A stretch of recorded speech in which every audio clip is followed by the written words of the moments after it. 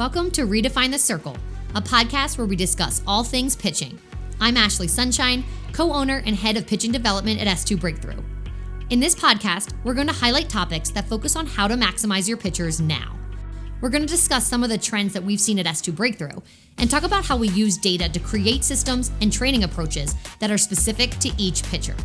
It's so important for us to continue to share this information and facilitate discussion within the pitching community so we can keep evolving as coaches and ultimately grow pitching into something it's never been before. Thanks so much for listening, and thanks for joining the quest to redefine the circle. All right, so episode 4, and for those of you who are just joining, this entire series is about pitchers and pain, really how we have discovered how much of a culture there is, how much of a joint culture there is between pitching and pain, how we've really discovered it, unlocked it, created protocols and systems to help pitchers through it.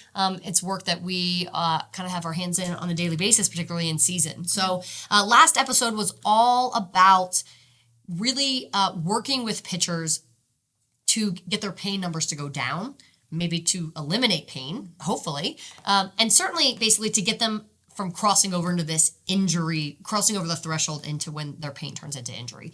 But there are times where that does happen. And there are times where it happens and has nothing to do with softball, right? We've had pitchers that they're like, I tore my ACL playing basketball. Right.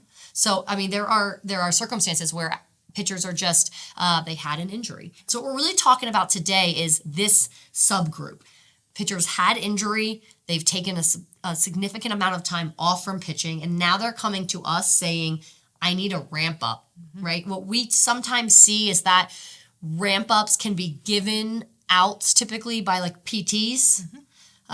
Some examples of things that we've seen go wrong are that, you know, they have said, like, my PT Googled like a ramp up protocol, right?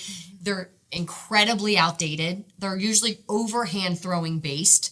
We've seen high level college athletes be given an overhand throwing ramp up to return to underhand pitching. So we know that, like, hey, this is a space where like we're helping athletes ramp up all the time.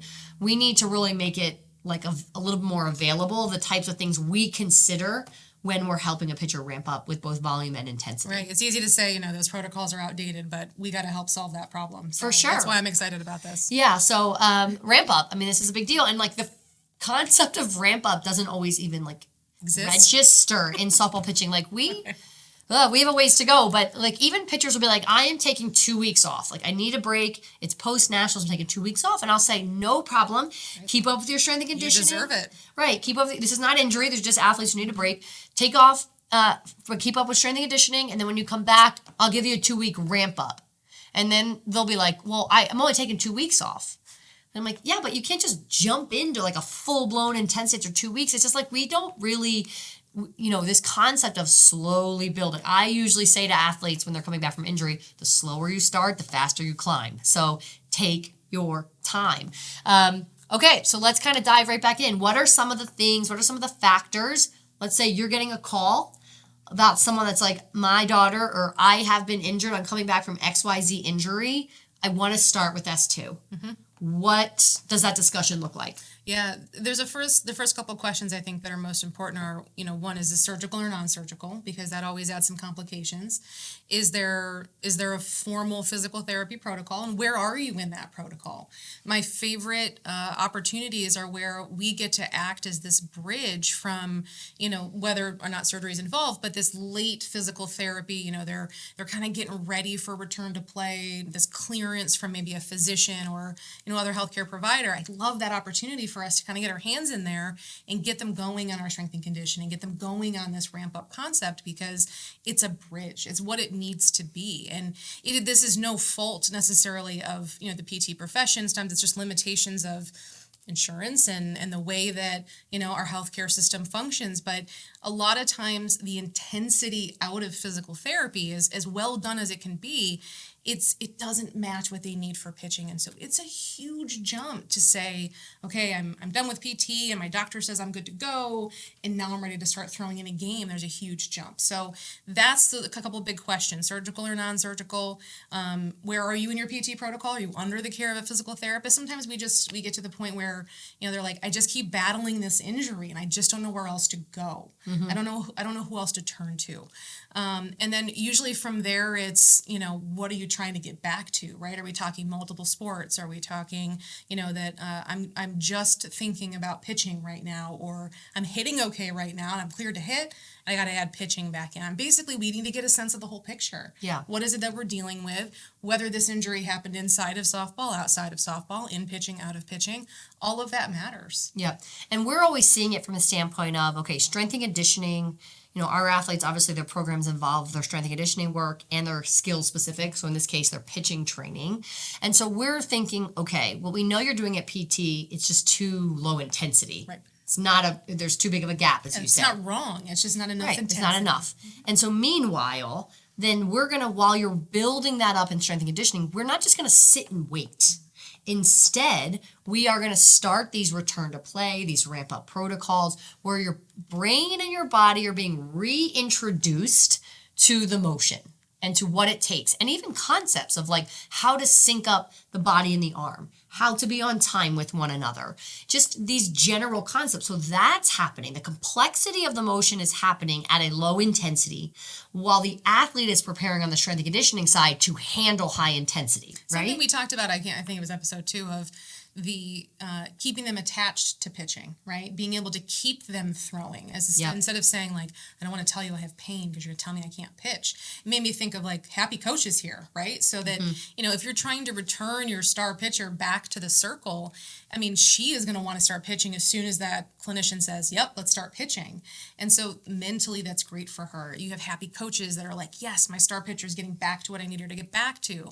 And so it's not that we have to sit and wait. I think that is a common misconception, is that, all right, it's formal therapy, it's the weight room, and then it's pitching. And I think we're finding like psychologically it's really great for these pitchers. The longer they've had off from pitching, again, if it was a case where they're coming back from stress fracture or surgery, the more urgent they are to want to start pitching. And mentally, this is really good for them to give them this low intensity pitching to, help them to feel they're making progress. Because it can be really tough to feel like that when the end goal is not in front of you from a therapy standpoint. Yeah, so we want to avoid this wait for pitching. We also want to avoid jump into pitching too quickly. Totally. So if the PT strength and conditioning world is too low intensity, we can't be thrown at high intensity in pitching. It's just we're not ready for that. So we have to make sure that we're kind of weaving that story in and out. And we have had athletes that are like, we have a really great strength and conditioning professional where we live that we trust, and like that individual is going to take that side of things for me. And we just at least have to educate them, like just understand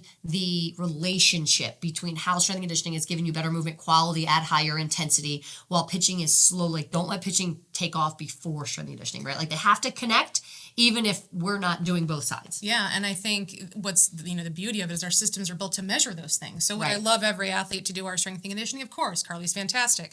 But the reality is that, having somebody oversee you and be physically with you. So for our remote athletes, I can't argue that, it's not important for them to have someone with them when they're training. We just keep measuring. So we check on mobility and movement quality, just like we would do if they're in our performance systems. And is it working? Is it feeding them what they need? Yeah. So there's a couple things from my standpoint. When you say athlete A is coming in, I always want to know like what the injury was and what the story was, because really there's two scenarios. There are athletes where it was a stress fracture in the low back, right? These are common, we see. Unfortunately, they're particularly common around right around when athletes are, of the onset of puberty, right? For reasons we've talked about in previous episodes.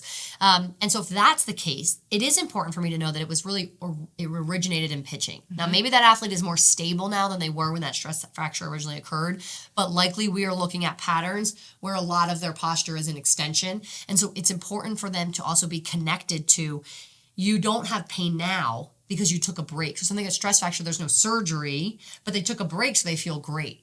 But if we just continue on pitching and your patterns stay the same, it's going to return likely, right? We've referenced this pain dysfunction cycle, and that's really what that is. It's, Yeah. You get stuck in this trap of what you said. If I remove the offending activity, I stop pitching, I feel awesome. Let me go back to pitch. Wait, I feel bad again. And it's just this merry-go-round of pain and dysfunction, and I have to stop, and there's it's a very challenging cycle to break. Right. So those athletes are important for me to understand as I'm designing ramp up, because it's also really important to be monitoring their patterns and to make sure essentially like if high intensity doesn't hurt them, it doesn't bother them, that might be great, except if I'm watching their patterns or their posture really bust at high intensity, I might bring them back down. It's not really a pain response, but I don't like the way that that's going from a standpoint of like how it may be leading to a pain response. So that's one category versus an athlete where we've had, hey, I was playing basketball and I tore my ACL.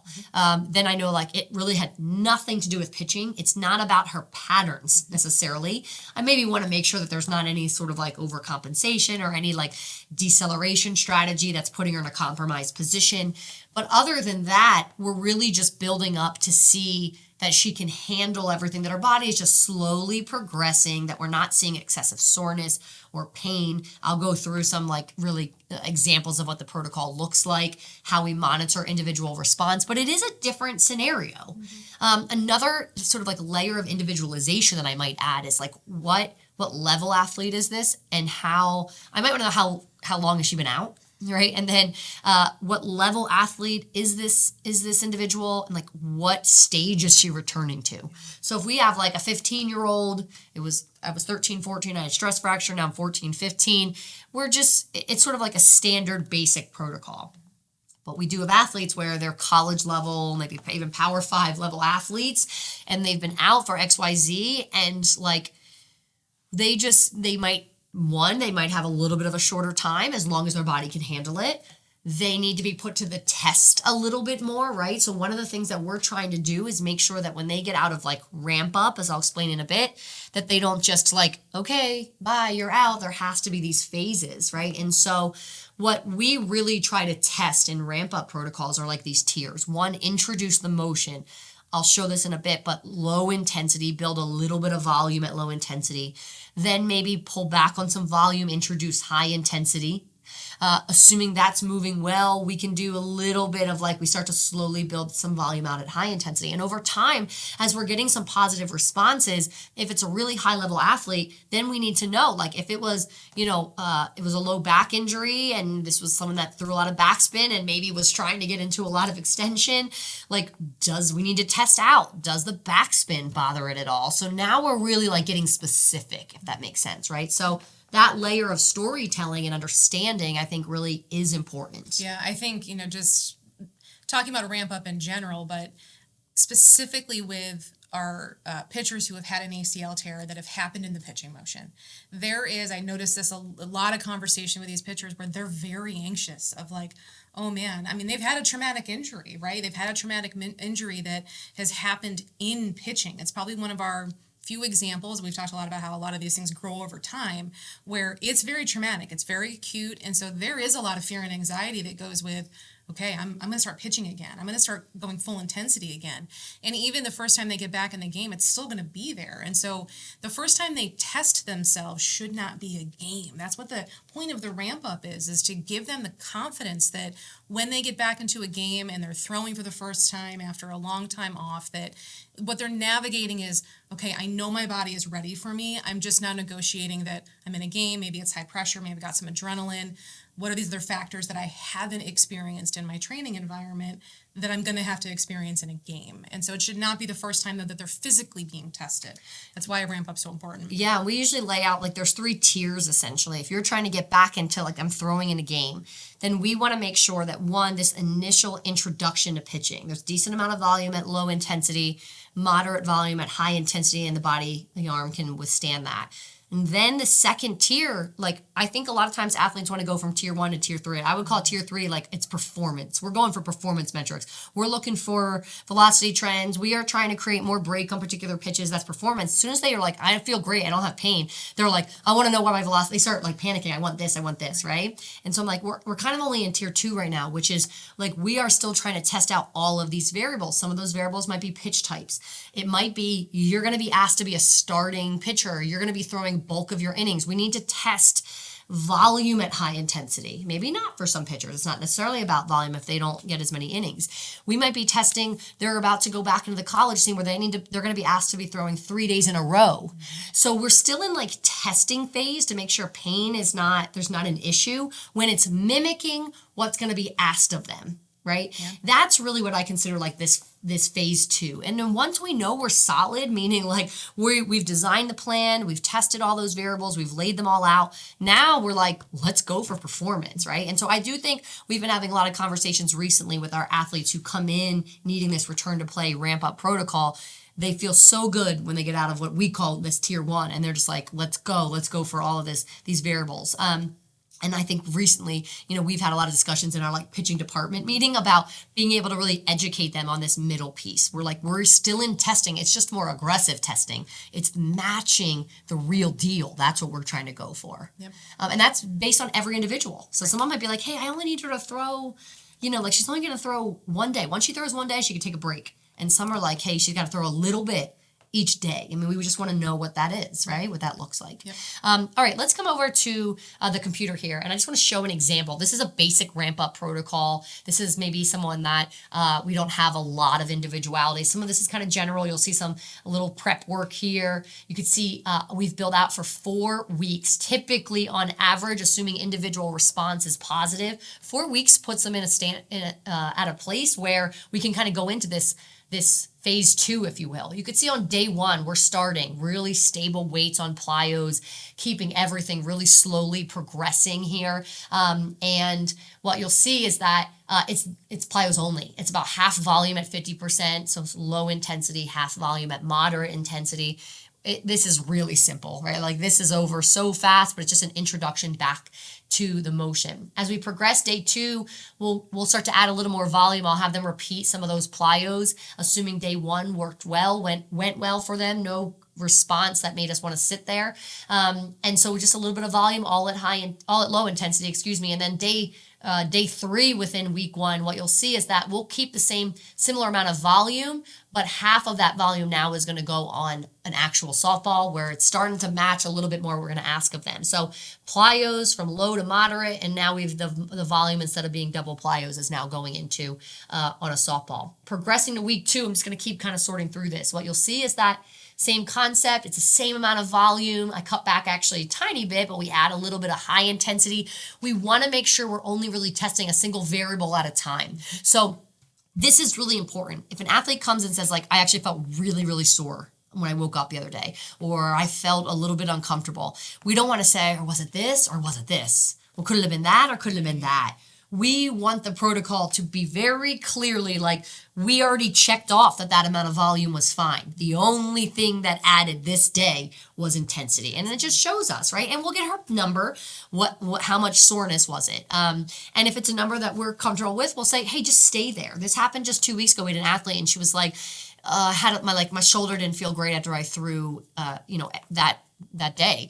So I'm like, okay, what number was it? It was like a 2, 3. It was something pretty small. I'm like, all right, do it again today. Let's sit there. And then she came back the next day and was like, I felt fine. It just was a little shocking for her body, but she never rated it at a way that was like, whoa, it was way too much. I mean, we are progressing so slowly that nothing should, be like, I had a pain number of 6, 7, 8.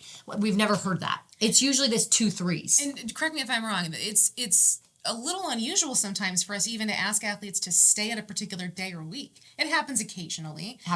Right? When we have to think about, again, the shock to their system and how long they've been off. But I think because this ramp up it's taking its time, there isn't this, we do have soreness rules just like any other ramp up would, where if you are excessively sore, if you're experiencing pain, educating them on the difference between those things, that we do want them to, again, not go into something new, but I feel like that doesn't happen a ton. Right. I don't have the percentages, but it's very rare. But it happens. And I just kind of gauge it. And I think we're okay. Let's stay on that same day. And if it occurs again, I'll kind of look into it. But there's, we'll go back a step. But I've never had to go back with step. I think that's maybe the answer. I've never had to go back a step and ramp up with an athlete, but I have had on occasion ask them to stay on the same day just to see if basically it was just shocking to the system that like change. And then once it was familiar to them, they could keep rolling. Yeah, and I think not having to regress them up here is really, really good. It's so good for them to know that like, okay, I'm just going to stay versus I'm taking a step back. That's just great for them mentally. Yeah. And these are not numbers like it's really not pain, right? This is not like they're reporting pain on any of this. It's typically like I was pretty sore. And for us, soreness is like it was a little much for the body. Right? And so they'll rate soreness numbers, these 2 3s. Okay, jumping back in, as you can see, once we then are adding some high intensity, what we're going to do here then is kind of split it. We're going to go like, okay, we kept the same amount of high intensity, and then they added a little bit of volume, but I added it in the form of plyos here, so that's really controlled. It's really great feel. Remember, majority of these athletes were also trying to build better patterns. It's not simply about do they check off the boxes of volume and intensity? It's can we get them to actually move more efficiently in the motion? And so this cycling back through plyos is really important because that's a staple way that we help influence patterns. By the end of this week, what you can see is like they're at the end of week 2 and they're doing some work. I just call it movement pitch 1. It's like their main breaking pitch here. It's at low intensity, but you know what? Like they've already got high speed camera on them. They're starting to see initial velo numbers. You'd be shocked. Like there'll be athletes who are like, I don't want to see the velo number. And just the fact that they haven't been pitching in so long, they're like, that's only 1 mile per hour less than my max. So it's like than I've ever hit. It's because like you're rested. Yes, exactly. So usually they're not that shocked with velo, but now all of a sudden by the end of week 2, we have things where they're at low intensity. We are putting the insight camera on them. They're looking at break numbers and now all of a sudden they feel like they've got something back. We talked about this, like what it means to mentally, emotionally like, give them something of like, like a really mature concept. Work on your craft today. Like that's what we give them. Today, we're going to work on your craft. And they're like, it's the best day, right? And so that's awesome to see. Again, coming back here, week 3, I'm just going to keep scrolling. What you'll see is we're building. We're seeing what's going on as they're building it off a little bit of off speed and then keeping that low intensity movement pitch.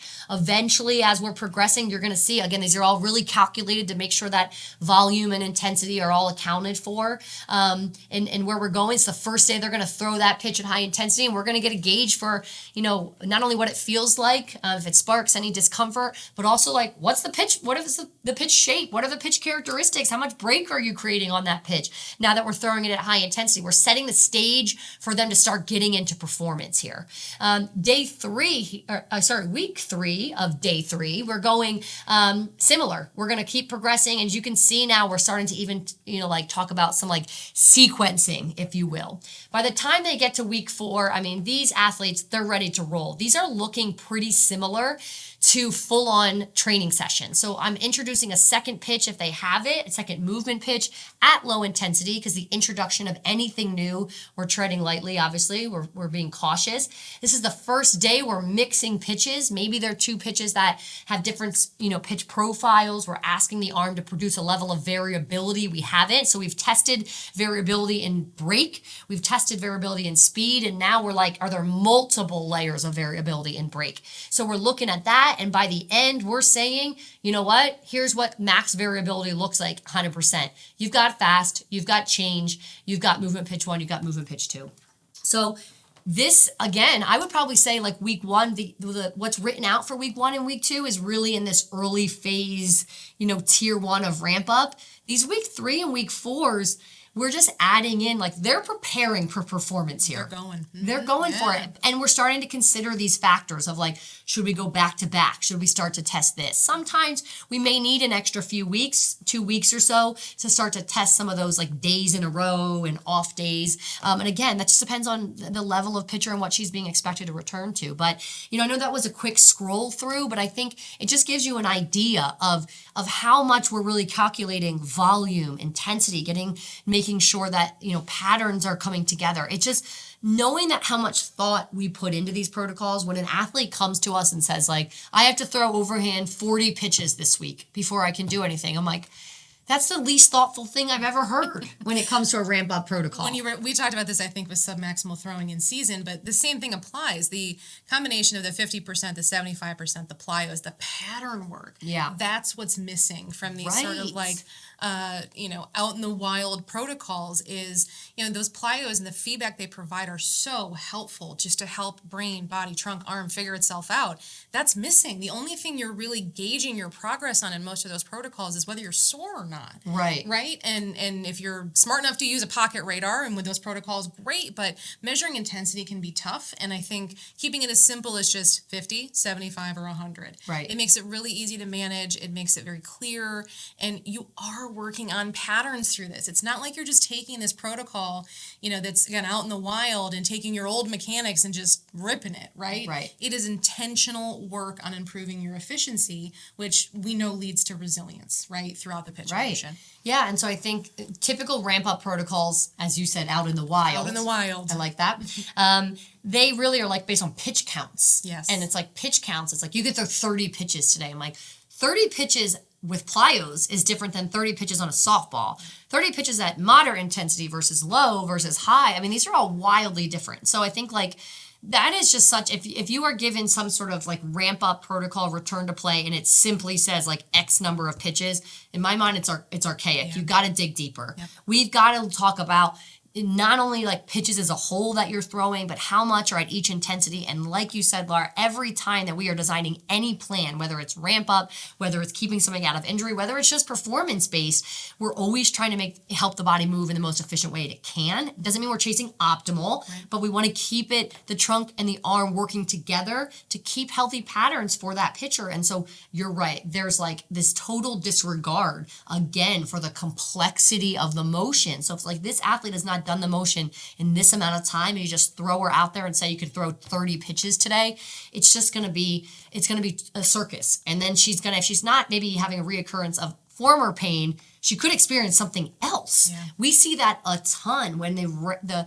return to play is not, done appropriately, meaning it wasn't an appropriate return to play essentially. Then athletes are like, oh, now my shoulder hurts. Mm-hmm. It's just the wrong order, the wrong ramp up. And so I just thought that would be a good glance at like the types of factors and the types of things that we consider when we're designing these plans for athletes. A question I actually do get a lot from some parents is like the use of long toss, right? Because sometimes these protocols do have some long toss in there. And is that something our protocols do? And we don't utilize long toss. And I think approaching that a little cautiously is important. Long toss does adds a level of complexity when you're thinking about trying to throw something for distance versus throwing something as hard as you can, or with this moderate to low intensity. It adds a different goal. And I think like that's a mismatch for pitching in my mind, and it makes, to me, very clear sense why we don't utilize long toss. But I would say if you have thrown long toss previously, that's up to you. But if you haven't, I would be really cautious about protocols that include that, because it's a totally different stressor for you. It's something that it's an environment that I don't think you're really ready for. That's probably a podcast. It's a whole podcast. Yeah, but I'm actually not a huge fan of long toss. I think it's just a derivative of overhand throwing where it makes more sense coming over top. And for us, we are forced to then disconnect the arm from the body. It's just really not a good connection. To me, what long toss is typically used for, we really attack in plyos, but keeping the trunk and the arm relationship intact. Yeah.